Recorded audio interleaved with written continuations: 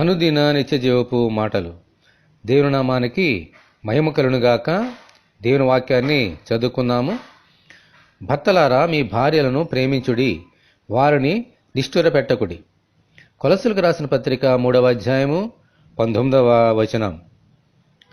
ప్రతి భర్త తన భార్యను ఏమాత్రము నిష్ఠూరపెట్టక జీవమును కృపావరములో భార్య భాగస్థురాలని ఎరిగి ఆమెను ప్రేమింపవలని లేఖనము బోధిస్తోంది. అబ్రహాము తన భార్య అయిన శారా గొడ్రాలే పిల్లలు కనకపోయినను ఆమెను తృణీకరించక జీవితకాలమంతయు ఆమెను ప్రేమించి దేవుని వలన మెప్పు పొంది విశ్వాసులకు తండ్రిగా ఈ లోకంలో జీవించాడు. ఆమేన్, హల్లెలూయా.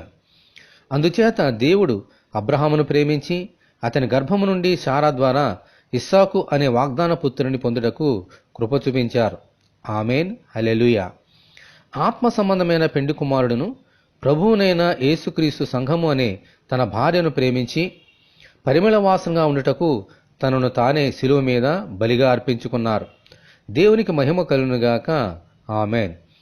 ప్రభువు సంఘమును ఇలాగూ ప్రేమించినట్లు ప్రతి పురుషుడు తన భార్యను ప్రేమించినెడలా ఆ కుటుంబమును దేవుడు ఆశీర్వదించి ఫలింపజేసి తన మహిమ కొరకు వాడుకుంటారు. ఆమేన్, హల్లెలూయా. ఇటువంటి కృప కొరకు మనమందరము దేవుని ప్రార్థన చేసుకుందాము. సంఘము అనే మీ పెండ్లి భార్య కొరకు ప్రాణం పెట్టిన ప్రభువా, మీకు వందనములు.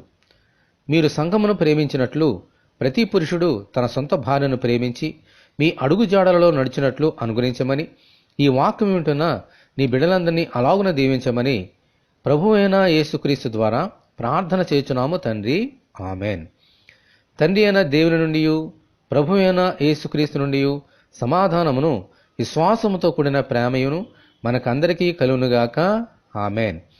పరిశుద్ధ దేవుని మందిరం.